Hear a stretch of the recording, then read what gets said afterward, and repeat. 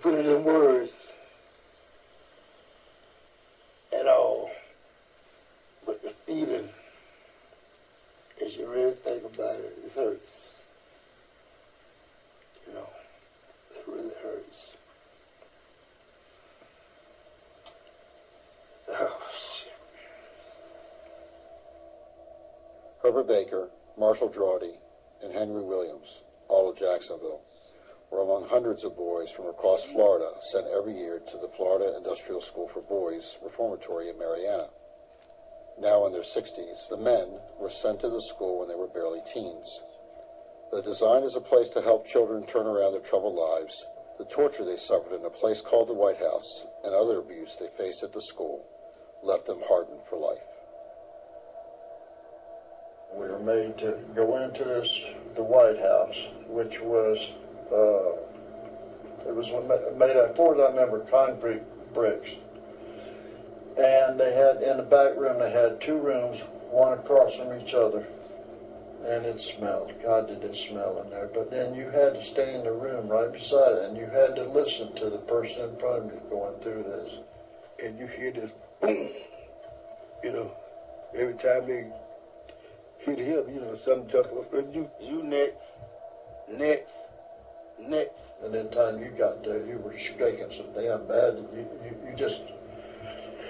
It's like standing up, waiting on somebody to shoot you. Henry Williams, you next. I gets up, go in the room, they put you across the bed. It's a steel spring bed with the headboard go around this way, and you got bars running in between them. And you had to lay down on your stomach. Really? Hold on to the rails, 2 rails like this, and bite into the pillow. Ooh, the pillow was something ever silky. Look straight ahead. You know this. Don't try to look at it. Do not scream. Do not open your mouth. Do not fight us. Do not try to get up. Just hold on to the bed.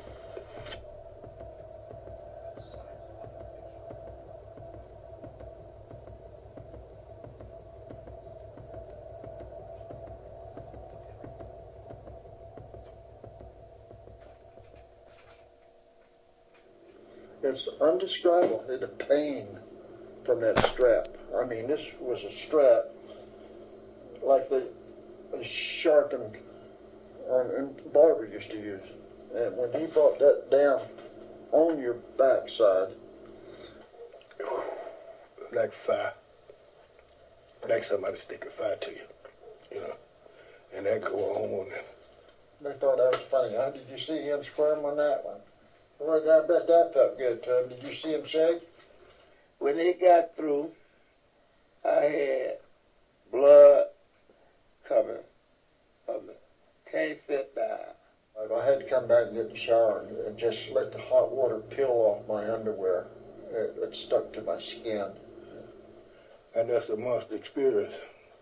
And it definitely have a big effect on your life. It really messed my life up. Sexual abuse and other physical abuse were common. The combination of everything turned raw, unruly boys into hardened, violent men. When I got out, I tried to go do the right thing. I tried to get a job and do the 9 to 5. I couldn't have a relationship even with a girlfriend. I could not love anybody. It was just there. I didn't want to get close to anybody. Just could not show that affection. I had so much hatred built up into me. So I turned to a life of crime. I guess if you got somewhere looking at my rap sheet, oh boy, I got all kind of assault charges.